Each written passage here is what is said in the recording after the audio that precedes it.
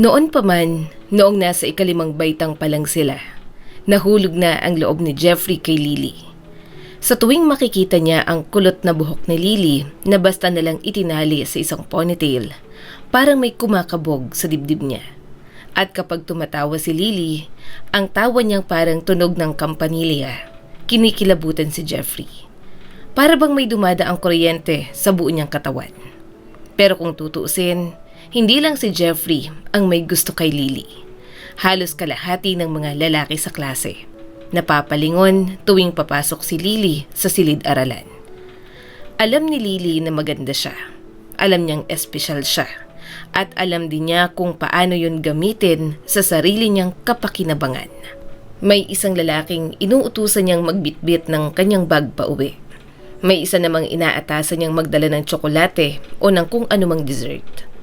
At noong besperas ng bagong taon, 3 lalaki pa nga ang muntik ng magsuntukan dahil sa kanya. Si Jeffrey ang nanalo. Pagkatapos ng gabing yon, matagal ding hindi kinausap ni Jeffrey ang mga kaklase niya. Pero ayos lang dahil nandoon si Lily. Siya ang hawak niya, siya ang kasama niya. Magkahawak kamay silang umuuwi. May mga halik na palihim, pareho silang 16 na taong gulang noon. Sa isip ni Jeffrey, yun na ang simula ng habang buhay. Pero nang makalipas ang 1 taon, nagbago ang lahat. Nakikita ni Jeffrey na sumasayaw sa disco si Lily, kasama ang mga lalaking mas matatanda sa kanila. Doon niya unang naramdaman ang sakit na hindi niya maipaliwanag. Kasama niya si Lily, pero parang hindi na rin. Bakit parang hindi na ako sapat? Mahina at malungkot na bulong ni Jeffrey. Lubos ang lungkot ng binata at ang tanging taong may kakayahang umunawa sa kanya noon ay ang kanyang lolo na si Lolo Carding. Ang lalaking nagpalaki sa kanya matapos mamatay ang kanyang mga magulang. Isang gabi, nadatna ni Lolo Carding ang apo niyang nakatulala. Bakas ang bigat sa dibdib. Apo, mali ang pinaghihirapan mo. Umiling ang matanda, mabigat ang buntong hininga. Gaya ng ina niya, si Lily. Party girl ang nanay niya noon. Halos lahat ng lalaki sa baryo ay nakarelasyon niya. Tapos yun, nagpunta sa syudad at bumalik na buntis. Doon ipinanganak si Lily. Pagpapatuloy pa ni Lolo Carding. Tumigil sandali ang matanda at saka marahang nagsalita. Apo, ang mansanas hindi nalalayo sa puno. Napatingin si Jeffrey sa kanya. May bahid ng pagtatampo at galit. Lolo, bakit mo sinasabi yan? Hindi ganon si Lily. Masayahin lang siya. Marunong lang siyang mag-enjoy sa buhay. Pero sigurado naman akong mahal niya ako. Napabuntong hininga ang matanda. Ay nako, panahon lang ang magsasabi niya na po. Pero ang payo ko sa'yo, kalimutan mo na siya. Masasaktan ka lang. Tahimik si Jeffrey, pero sa puso niya, ayaw niyang maniwala. At tulad ng dati, sa isang simpleng kindat lang ni Lily, nandoon na naman si Jeffrey. Nasa tabi niya, handang masaktan, basta't makasama lang siya. Minsan, kahit ilang beses ka nang binalaan ng mga taong nagmamahal sa'yo, pipiliin mo pa ring sundin ang puso mo. Dahil sa pag-ibig, bulag ang tao at handang isugal ang lahat kahit ang sarili niya. Pagkatapos ng high school, pumasok si Lily sa culinary at tulad ng inaasahan, sinundan siya ni Jeffrey. Ang totoo, pangarap talaga ni Jeffrey ang mag-aral ng radio engineering. Pero napakalayo ng eskwelahan na yon sa culinary school ni Lily. Kaya nang malaman niyang may paaralan ng automotive mechanics na halos katabi lang ng pinasukan ni Lily, hindi na siya nagdalawang isip. Doon siya nag-enroll. Hindi dahil gusto niya ang makina, kundi dahil gusto niya si Lily. Sa umpisa, si Jeffrey lang talaga ang tinitingnan ni Lily. Galing sa probinsya, nadibago siya sa laki at bilis ng lungsod. Natatakot, nalilito, kaya kumapit siya kay Jeffrey. At doon lalo pang sumaya ang binata. Pagkatapos ng klase, dali-dali siyang pupunta kay Lily. Maglalakad sila sa parke, Magkakape sa mumurahing cafe. Manunood ng sine kahit sa huling upuan lang. Sa isip ni Jeffrey, sapat na yon. Akala niya, sa wakas, si Lily ay sa kanya na. Pero mabilis matuto ang isang taong marunong umangkop. Hindi nagtagal, nasanay si Lily sa buhay ng lungsod. At kasabay noon, may isa na naman siyang bagong tagahanga, bukod pa kay Jeffrey. Sa simula, wala siyang hinala. Pero unti-unti, napapansin ni Jeffrey na madalas nang i-cancel ni Lily ang mga date nila. Marami lang kaming ginagawa sa school. Busy talaga, palusot ni Lily. Hanggang isang araw, may nakita si Jeffrey na hindi niya makalimutan. Nakita niya si Lily na sumakay sa isang mamahaling kotse. Hindi niya nakita ang driver, pero ang nakita niya, ang ngiti ni Lily, sapat na para magpatibok ng kaba sa kanyang dibdib. Nang tanungin niya si Lily kung sino ang kasama niyang umikot sa syudad, tumawa lang ito. Selos ka ba? Nakangisi nitong tanong. Napailing si Lily, umalon ang kulot niyang buhok. Kalokohan, si Mary yon, kaklase ko. Boyfriend niya ang may-ari ng kotse, nakisabay lang kami. Napakunot ang noo ni Jeffrey. Anong klaseng boyfriend yan?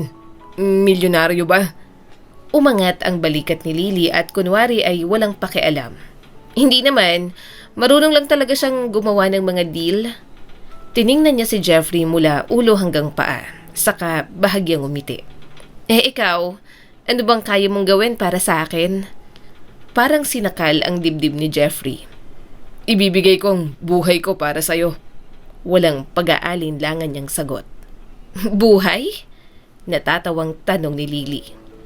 Tumawa siya, isang maikling tawa. Walang init at walang lambing.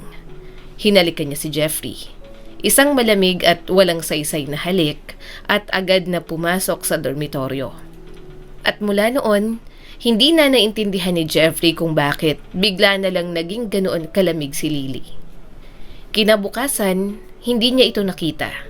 At sa sumunod pang mga araw, wala na. Hanggang sa isang gabi, hindi na nakatiis ang roommate ni Lily na si Nancy. May iba na siyang boyfriend. Parang tinamaan ng kidlat si Jeffrey. Pero sabi niya kasama niya lang si Mary. Tumawa si Nancy. Isang tawang may halong awa at inis. Kaibigan, pasensya na pero ginagago ka lang niya. Niloloko ka niya. Nanuyo ang lalamunan ni Jeffrey. Parang lumiit ang mundo niya. Ang mga salita ni Lily, ang mga pangako, ang mga kindat ay biglang nagsimulang maging kasinungalingan. Napayuko siya at nanigas ang mukha. At walang salitang tumalikod siya at umalis. Pero hindi pa rin niya kayang bumitaw. Nagpa siya siyang maghintay sa tapat ng dormitoryo ni Lily. Matagal siyang naghintay, dumilim ang langit, lumamig ang hangin, dumaan ang oras. Hanggang 2:00 ng madaling araw, dumating si Lily sa parehong mamahaling kotse. At bago pa makalapit si Jeffrey, umandar agad ang sasakyan at nawala sa dilim. Mabilis na tumakbo si Lily papasok sa pintuan ng dormitoryo. Ni hindi man lang napansin si Jeffrey na matagal nang naghihintay. Pero bago pa tuluyang makapasok ang dalaga, Lily! Malakas ang boses na tawag ni Jeffrey. Napahinto siya, lumingon, lumapit at halatang naguguluhan. Jeffrey? Anong ginagawa mo rito? Sinusundan mo ba ako? Parang piniga ang dibdib ni Jeffrey sa sakit. Totoo bang sinasabi nila? Niloloko mo ba ako? Napatawa si Lily, isang tawang walang bahid ng hiya. Niloloko? Hindi Namimili lang ako, Jeffrey. Nanlaki ang mga mata ng binata. Pinag-iisipan ko kung sino ang mas okay sa inyo. At sa totoo lang, hindi ikaw ang lamang. Parang binagsakan ng malamig na tubig si Jeffrey. Mayaman si Ben. Maalaga siya. Binibigyan niya ako ng mga bulaklak. Dinadala niya ako sa magagandang restaurant. Ikaw, ano bang maibibigay mo? Tahimik si Jeffrey. Nanginginig ang boses. Mga lakad sa ilalim ng buwan at ang pagmamahal ko. Ngumiti si Lily. Isang ngiting mapanukso. Mahal din niya ako. Tumawa siya ng bahagya. Sige na, alis na ako. Oras na para matulog. Habang tumutunog ang takong ng sapatos ni Lily papasok sa gusali, nakatayo lang si Jeffrey. Nakatulala at hindi makagalaw. Sumara ang pinto ng dormitory. At doon, naiwan siyang mag-isa. Walang luha, walang sigaw, isang malaking kawalan. Wala nang laman ang kanyang kaluluwa.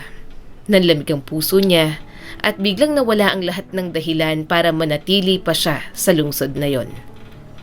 Kinabukasan, maagang maaga, kinuha ni Jeffrey ang kanyang mga dokumento mula sa technical school. Walang paalam, walang lingon. Dumiretso na siya sa istasyon ng bus. Makalipas ang ilang oras, naroon na siya. Kumatok sa bintana ng bahay na kinalakihan niya. Ang kanyang lolo. Hindi na kailangan pang magtanong ng marami ni Lolo Carding. Kita niya sa mukha ng apo ang sagot.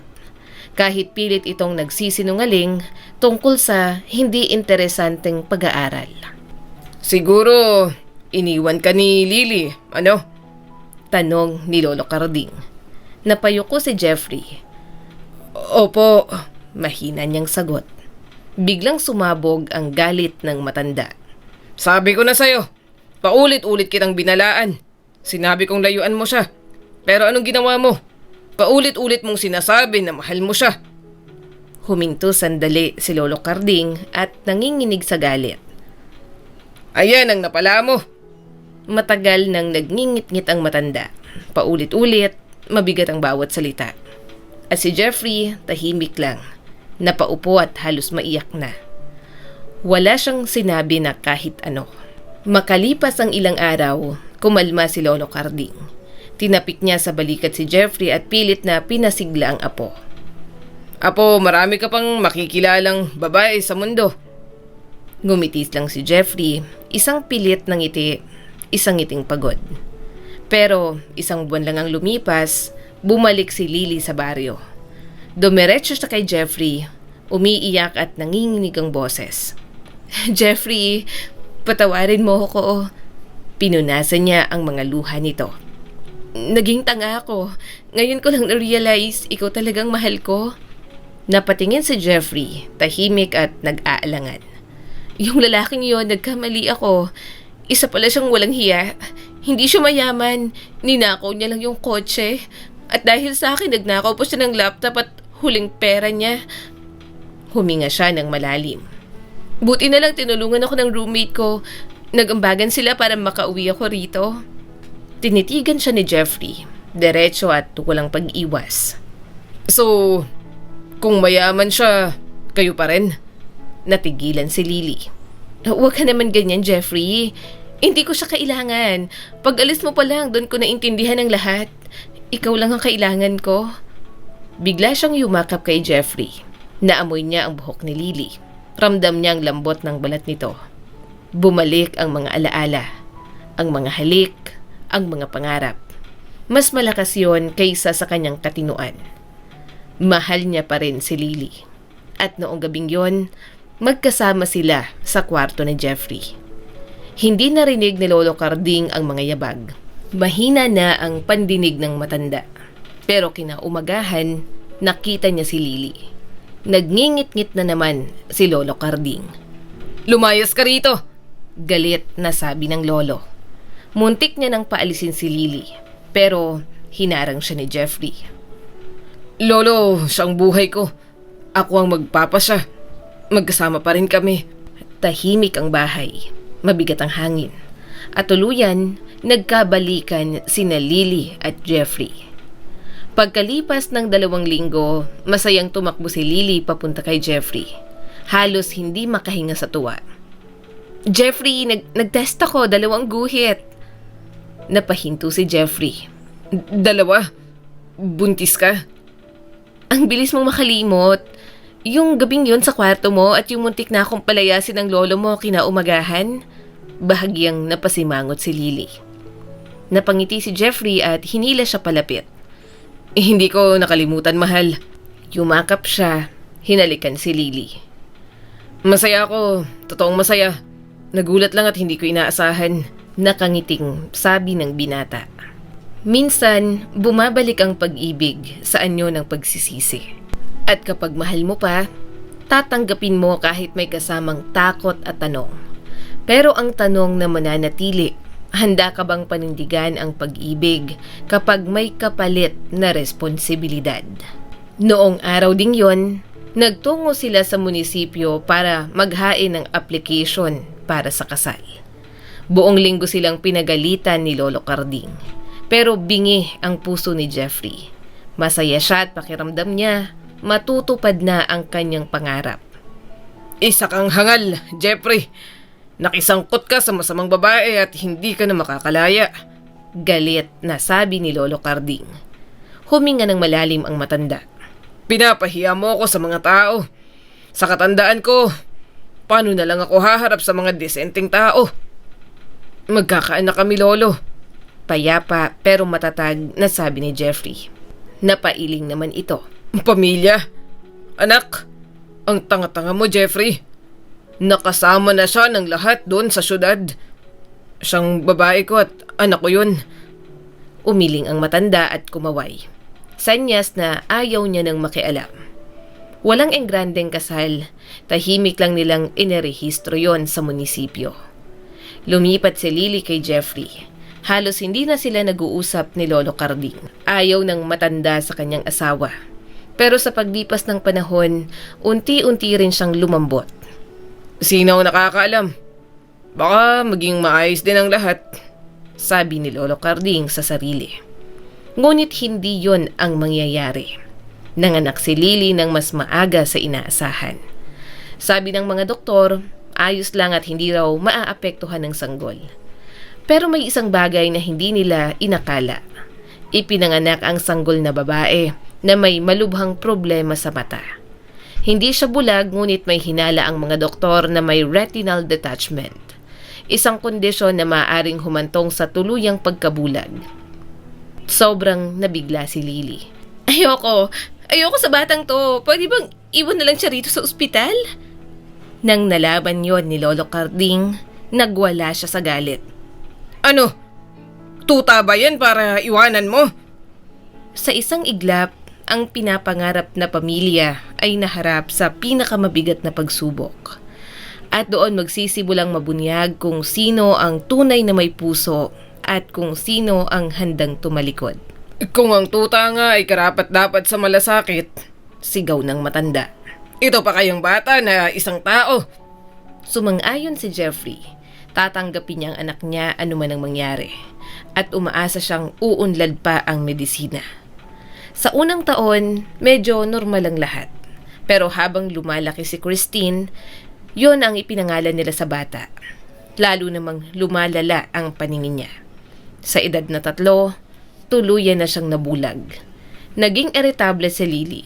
Naiinis sa maliliit na bagay. Para sa kanya, pabigat na ang pag-aalaga sa anak. Ang batang bulag ay nangangailangan ng oras, tiyaga at sakripisyo. Pero si Lily, gusto niyang gumala, mag-enjoy, lumabas. Samantala, hindi sumuko ang mga doktor. Kailangan ng operasyon, pero mahal. Kaya si Jeffrey na dating mekaniko lang sa bukid, nagtrabaho sa iba. Mas malaki ang sahod at ayos lang naman yung kay Lily. Pero hindi dahil sa anak, kundi dahil sa pera. Hindi na nakialam si Lolo Carding sa relasyon nila. Sa apo na lang siya nakatuon. Mahal na mahal niya si Christine. 1 buwan pa lang nagtatrabaho si Jeffrey nang mangyari ang trahedya. Nadaganan siya ng troso habang naglo-load ng mga kahoy. 1 linggo siyang dinala sa ICU. Ginawa ng mga doktor ang lahat, pero kaunti lang ang nagawa. Nakalabas siya ng ospital, pero baldado. Paralisado mula bewang pababa. Walang nagawa ang district hospital. Kailangan ng konsultasyon sa lungsod at kailangan din ng pera. Lalong nanlumo si Lily. 1 bulag na anak? 1 baldadong asawa? 1 masungit na matandang kasama? Bata pa ako. Bakit ko kailangan pagdaanan ng lahat ng to? Umiiyak niyang bulong sa sarili. Gabi-gabi siyang umiiyak para sa sarili niya. Hanggang isang araw, nag-impake na si Lily. Pupunta ako sa syudad. Pagkasabi nun, mabilis niyang isinara ang pinto. Tahimik lang na pinanood ni Jeffrey ang pag-alis ni Lily. Si Christine ay mahimbing nang natutulog at hindi man lang ito hinalikan ng ina. Hindi man lang nagpaalam. Dumura si Lolo Carding. Wala akong inaasahan sa babaeng yon. Sa edad na 80, siya ang nag-alaga sa apo at sa apo sa tuhod. Mahirap pero tiniis niya. Ang ina ni Lily, nagkunwaring walang alam.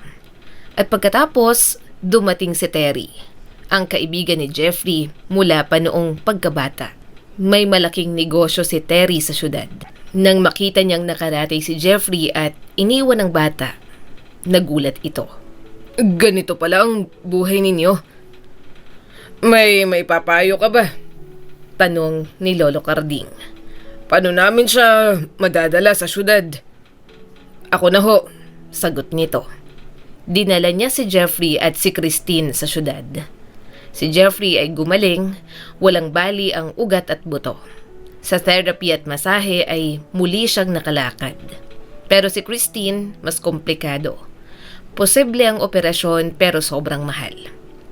Pasensya na, Jeffrey, pero hindi ko kaya. Naiintindihan ko, Terry, ang laki na ng tulong mo. Maraming salamat sa lahat.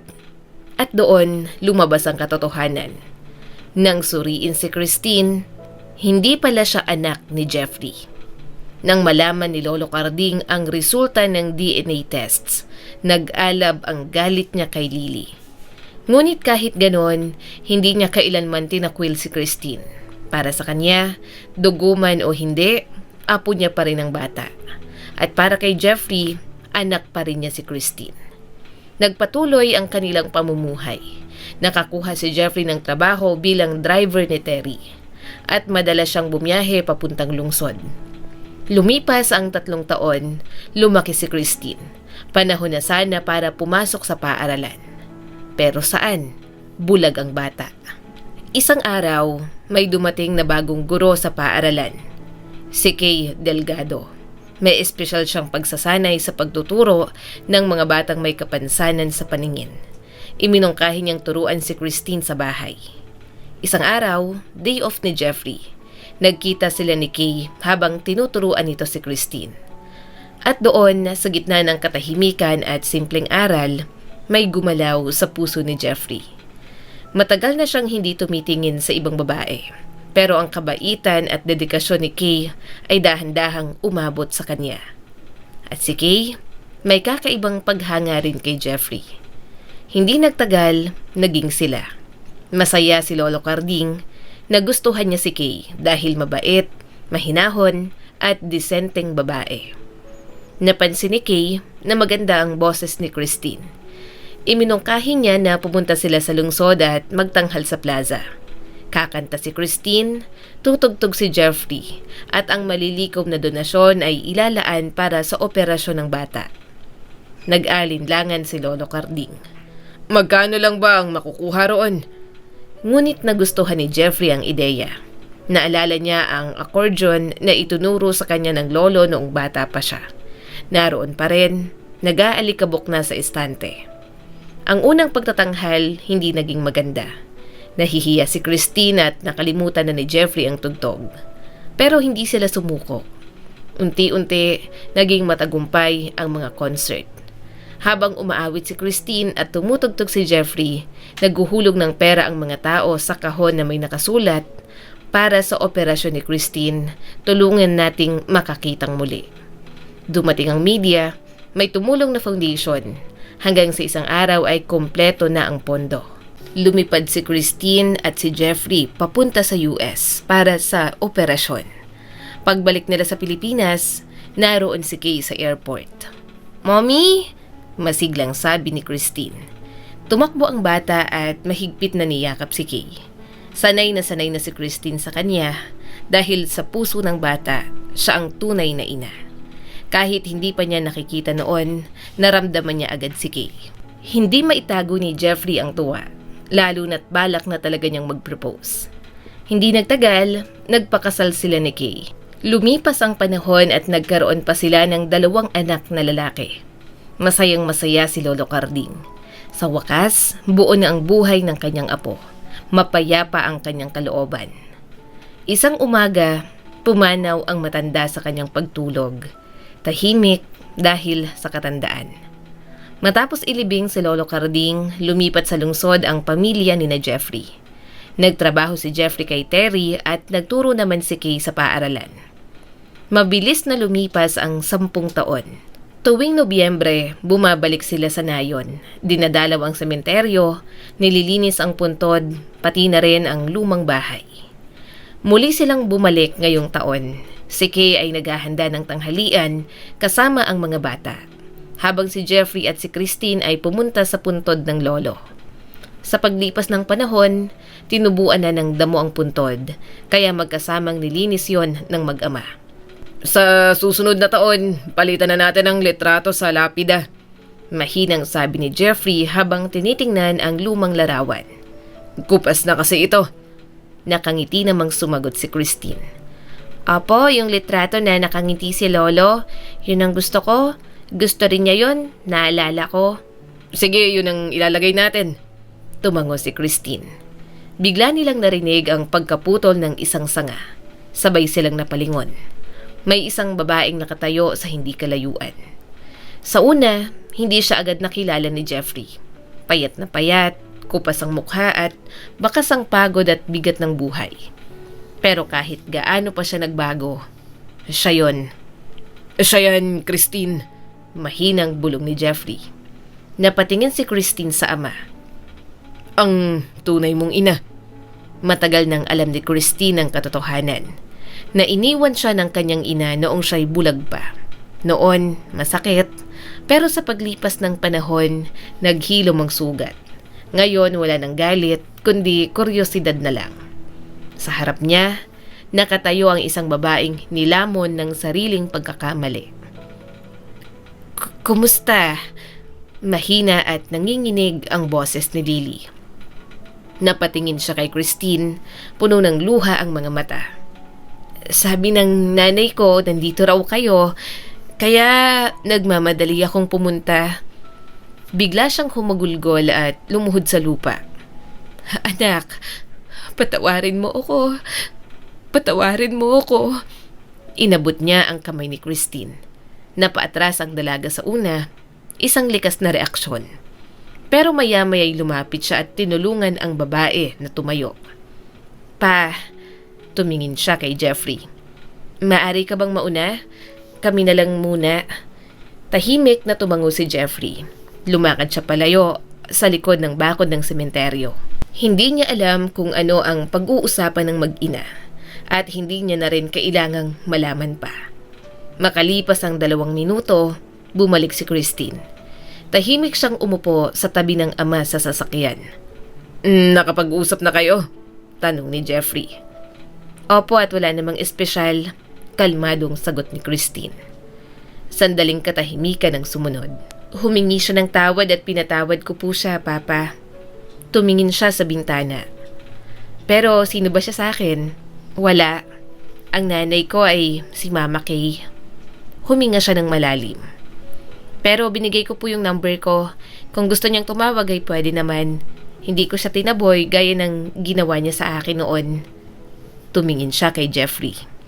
Tama po ba yung ginawa ko, Papa?